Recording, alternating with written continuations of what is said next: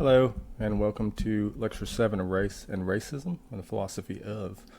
Today, I'm going to walk through some preliminary a little conceptual analysis really for you before we jump into Lugones on world traveling and loving perception and Gloria Anzaldo on how to tame a wild tongue.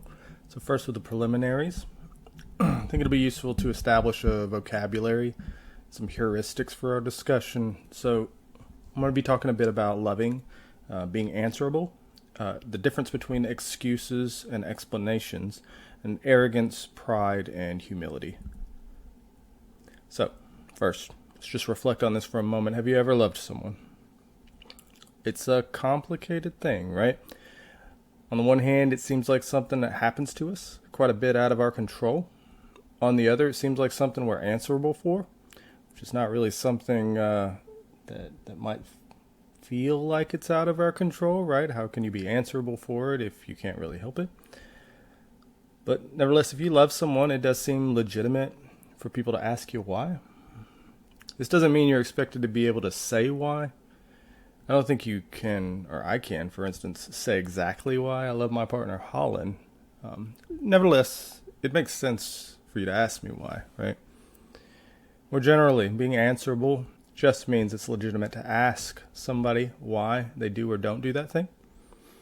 But it doesn't mean that you're expected to be able to provide a good reason or even an exhaustive one. It's more a request for an explanation rather than a request for an excuse or a good reason. But this distinction here, explanation and excuse, this is good to keep in mind. In general, look, if I'm bringing you a glass of water and I spill it before I make it to you, I'm answerable for my behavior. It's legit for you to ask me why. Like, what happened? I may have a good excuse. Maybe somebody jumped out of nowhere and knocked it out of my hand. Alternatively, I might not. I may just, be able to give you an explanation. Like, I wasn't paying attention and I checked my watch and spilled it all over myself. Having an excuse means you have an explanation. But having an explanation doesn't mean you have an excuse. Asking somebody why they love another may be interpreted in either way, as a request for an explanation or a request for an excuse. Consider, say somebody named Mike has lied to someone named Joni repeatedly over the course of their relationship, yet Joni maintains her affection for Mike. And Joni's mother, Peggy, asks why one day. Just why, Joni? Why do you continue to love Mike? In a scenario, it might feel to Joni as if she needs to defend herself and, say, provide an excuse. Excuses are frequently offered to mitigate blame. They're offered in defense. Explanations are often useful for bringing understanding. For example, during early days of a relationship, when Mike was, say, better behaved, Joni's friends may have asked why she loves him. This isn't putting her on the table or putting her up to defend it. Just say, let's think about it. Why is it? Why is he so great, right?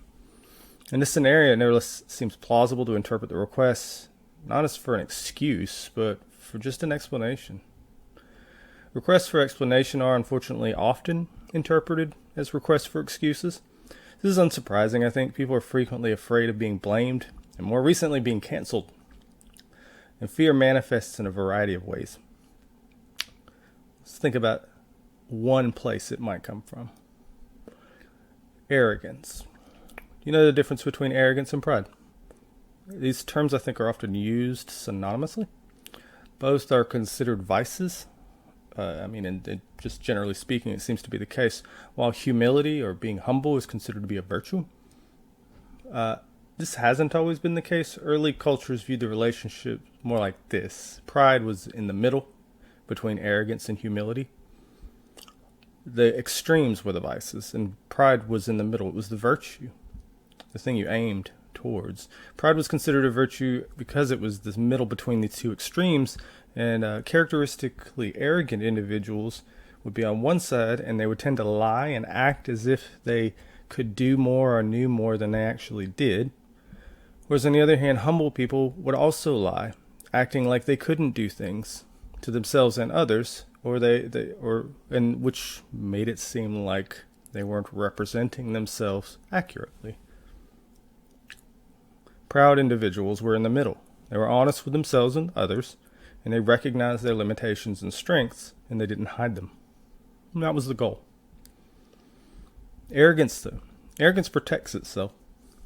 Individuals who exhibit arrogance are often closed off to the possibility of being wrong.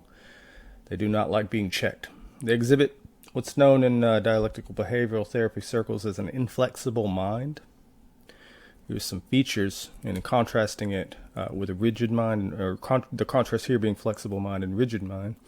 There. Flexible mind is this type of mind that's open, right? Accept that people have differences, and we can disagree and that still be okay. People with a flexible mind are often patient. Now contrast this with a rigid mind. They've already decided without listening what the answer is to whatever topic is under discussion. Their opinion is best, and they do not take the time to listen to others, and they'll interrupt because they think they're right. Their mind is closed. Much like arrogance, this comes in degrees. And much like arrogance, it does seem to be domain specific. You might be rigid in your mind or your thought with respect to sculpting, but not physics. It also might be beneficial to you, right? If you're a physician, you are an expert in a field.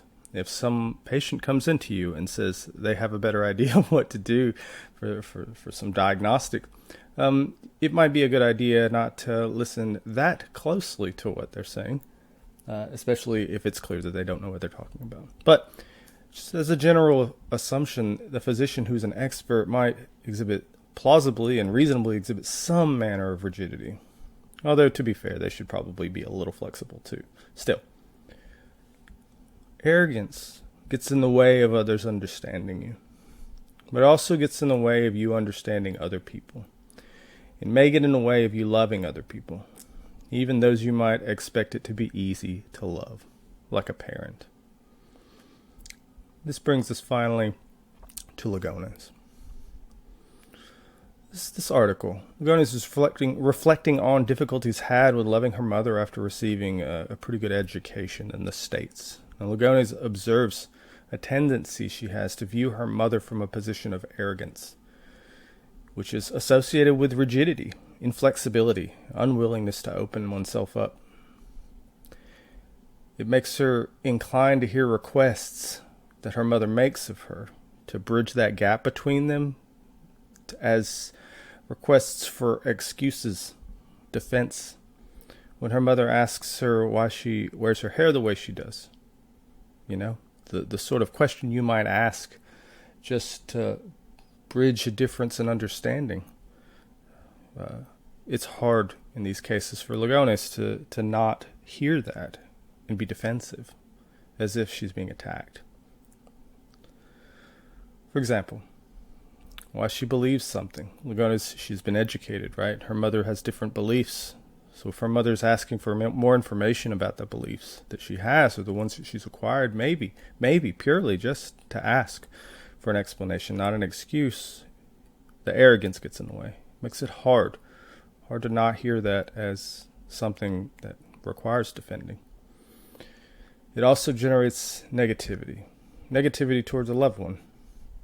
Lugones is driven here by noting if such an interaction breaks down so easily between a mother and a daughter who love one another, we probably need to really seriously rethink how we communicate with people who have different views or inhabiting different worlds, as she would say.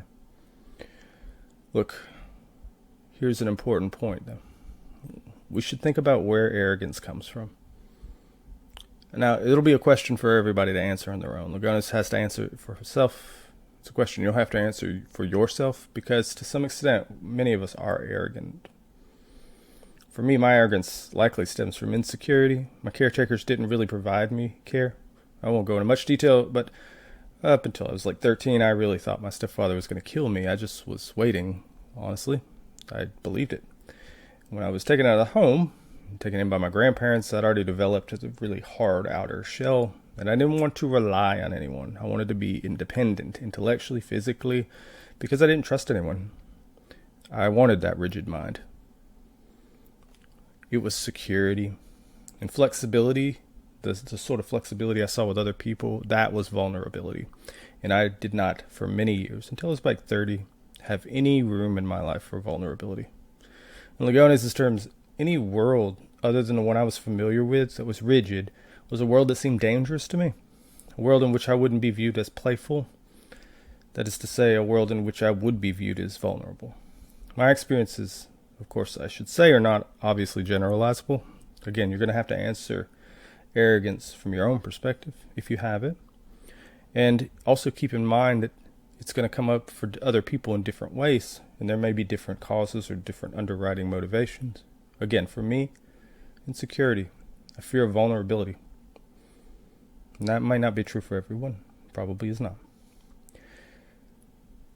It may out of frustration for other people or yourself. It may flow from anger or resilience or determination, some good things or bad things, or desirable things or maybe undesirable qualities.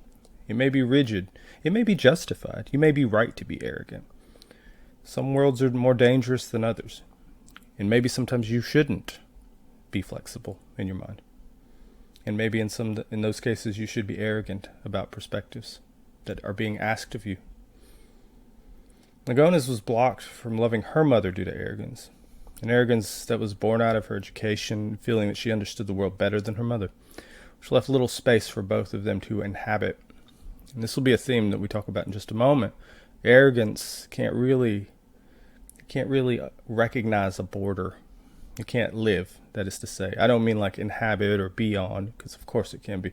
But as you'll see in a minute, it just can't thrive or actually live on a border like this. It has to destroy it. When Maria speaks of the struggle to love her mother without arrogance, I interpret this as in part speaking about being vulnerable. Again, because this is from my perspective, right? And you may read it differently, and that's okay. Leaving the comfort of control and security behind to some extent, and trying to inhabit the world of another. In this case, the world of her mother, a world in which she can be playful, where it's acceptable, a world in which she's answerable, of course, like we all are, but that just means explanation, not excuse. And there's no need to be defensive, just a need to love. Now, with this in mind, this brief explication, hopefully it's clear. Lagones, she was thinking that we needed to expand our understanding about how we communicate with one another. Notice the difficulties that are going to come up when we can't even look for or view people we love dearly from a perspective of love without arrogance getting in the way. Lagones gives you a normative upshot of this. We should strive to inhabit other worlds and strive to look at things from other perspectives. Now, this is probably doesn't sound new to you. I mean, this is like something we hear about all the time, right? Like a diversity of opinion, a diversity of perspective. We need to look at things from multiple lenses because many people have many different beliefs. Now, and of course we do not, each of us, we do not have like a sole unique insight to the way that things should be. And that's okay. Good thing there are many of us. Note the thing that's potentially novel about what Lagones is suggesting is the extremes, the depth that we need to do this in. Loving is hard. It's hard. And it's very, very, very, I will tell you this from personal experience. I've lived long enough to see this bear out in my life and, I mean, the world at large. But look, genuinely disagreeing with someone, really disagreeing, and still letting that be okay is hard. It is hard. And by that I mean not dismissing them as being irrational or not dismissing them as just being wrong or not holding some resentment or grudge, but genuinely acknowledging that you both disagree and you've talked it out as much as you can, but you just aren't going to make progress on this. And the important part, that being okay. That's the tough part. This is the sort of thing that Lagones is suggesting we work towards. It's a very demanding sort of task. I think she's right. But it is demanding. And because of that, here's an objection to it, which we'll discuss when we meet. World traveling requires significant effort. People are different. No, and you can only learn you can't generalize. If you want to love someone or really understand them, you're going to have to really try to inhabit the world they're coming from. That might take a lot of time. If that's true, that should say if one, then pursuing world traveling is practically infeasible. If world traveling is infeasible, then we shouldn't pursue it. We shouldn't do something that's infeasible, or we shouldn't be asking people to do something that's so infeasible. So we shouldn't pursue world traveling, contrary to what Lugones is suggesting. This argument is valid. That is to say, if the premises 1 through 3 are true, then so is 4. Now, it doesn't mean all the premises are true. If all the premises are true, then the argument is what we call sound. We're interested in whether the argument is sound. And when I give you arguments in the class, I won't give you anything that's not valid. So we'll always just be focused on soundness. Now, if you think this argument is not sound, then you must think one or more of the premises are false. If so, and we'll talk more about this when we meet, pick one. Identify the one which you think is the weakest and argue against it. Moving on, here's another objection to Lugones' account. We'll call it the resistance objection. Premise 1. World traveling should be a goal for creating mutual understanding between individuals who differ and disagree. 2. Most worlds are dangerous for people from marginalized backgrounds or marginalized communities. You can think about just a concrete case here. Think about Frederick Douglass. Think about how he's not willing to engage in discussion, although he does ironically do so. I don't mean ironically in any disparaging way. I think Douglass was using irony on purpose. As you recall, he was a genius, of course. Now, but nevertheless, upshot here, some things are not worth discussing. And the dignity of enslaved people, the humanity of enslaved people at the time, was not something that was worth discussing. Inhabiting that perspective, that's too much to ask. That's a dangerous world. Premise 3. One should not seek to inhabit such dangerous worlds. 4. It follows, world traveling should not be a goal for creating mutual understanding by individuals from these backgrounds. Okay. Now again, if you think this is not sound, you must think one or more of the premises are false, and so identify and we'll argue against it. Now again, we'll talk about this in class. So one more. The vices and robes objection. Premise 1. If somebody's virtuous and somebody else is vicious, and S world travels to T's world, then S and T will have greater mutual understanding. That seems to be the point of world traveling. Premise 2. S's effort in world traveling may undermine S's virtuous qualities. That is, like their honesty and their respecting. Right? To really understand somebody who is vicious if you are virtuous, and I'm using these terms loosely, but we'll delve into what they mean more specifically when we get to in class. But really understanding somebody who is vicious, if you are not, is going to require you to at least gain a somewhat deep understanding of what vice means. And that might undermine whatever good character you have. When we meet, I'll have some real-world examples from my life about this. In any event, moving on. Number 3, no virtuous individual should engage in a behavior that may undermine their good character. That is, those virtuous qualities. So, S should not world travel to T's world. Note the conclusion here is maybe world traveling works, but virtuous people shouldn't be doing it because that will put a stain on their virtuous character, and that's not cool. Okay. Again, if you don't think it's sound, pick a premise you don't like and we'll talk about it. Now I'm going to move over to Anzaldúa next. Gloria Anzaldúa in the Borderlands. First, sort of in the background here, the importance of language. In canonical Western intellectual tradition, spoken language has traditionally been prized as one of the most significant capacities or capabilities that humans possess. During the Enlightenment, it was considered the feature that distinguished humans from non-human animals and was thought to reflect our rationality. The importance of language, it's still pretty important in Western intellectual traditions. It's still presumably linked to rationality.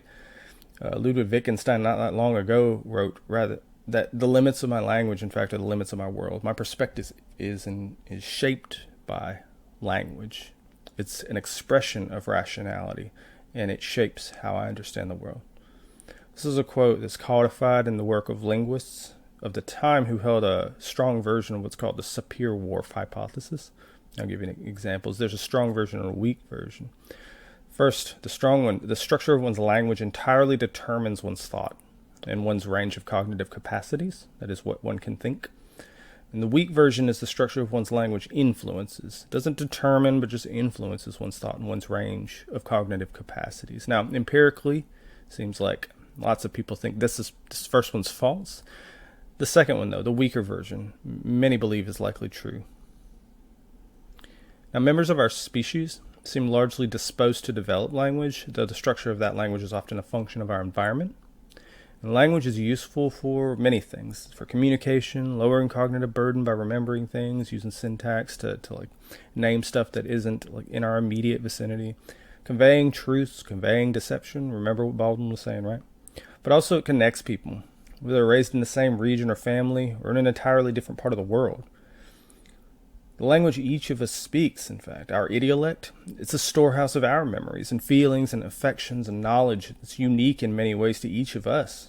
You know what I mean when I say mom, but you don't know all, that is, the connotations the word carries for me. You don't know how it feels. You don't know the colors that come to mind when I say the word, right? And that's going to be different for others. Anzaldua's borderlands is, according to Gloria, a geographical area most susceptible to hybridization between Mexico and the U.S. It's also a metaphoric region, inhabited by individuals no longer able to discern the invisible borders that delineate them, like heterosexual and homosexual or male and female and whatnot. These invisible borders are imposed on them by privilege.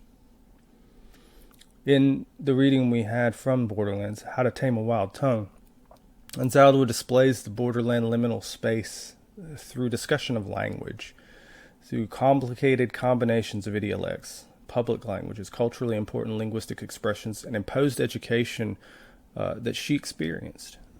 8 different languages, I believe she says, that she speaks or is fluent in. She can't use them all, not in the various roles she fills in her life. In classroom, she speaks English, right?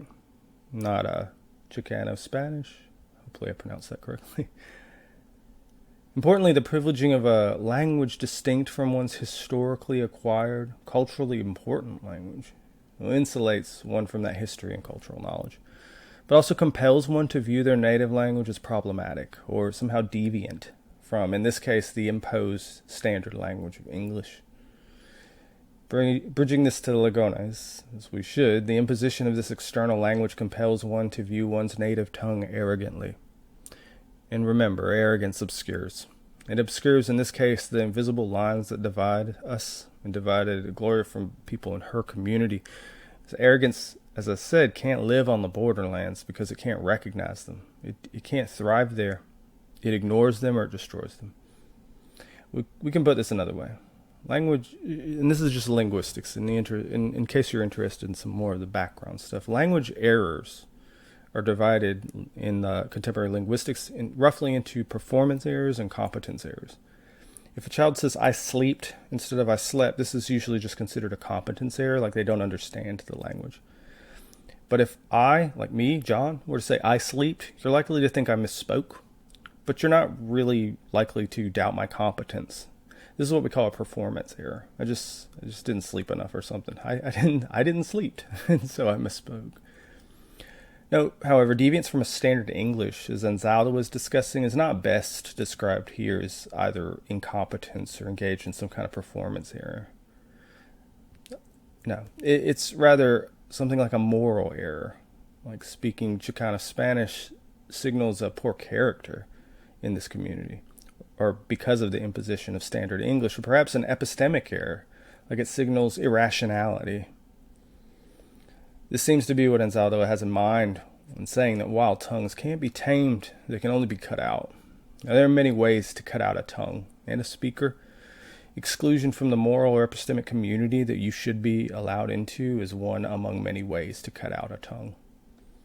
Experiences of exclusion and one's natural language signaling aspects of poor moral or epistemic character, those are often things that are internalized too, especially if this is how you were raised, resulting in further developments of invisible borders that don't have to be put on you from outside anymore because you can carry them with you. They influence how you speak or how you see the world, much like the weak Sapir-Whorf hypothesis would suggest. We have And what's being identified here is a feedback loop of invisible boundaries in the borderlands, linguistic divisions that suggest not competence or incompetence or performance errors, but various moral or epistemic qualities of the speakers. They're externally imposed, they lead to internalized invisible boundaries, and they're in turn directed outwards, again, towards others in a vicious cycle.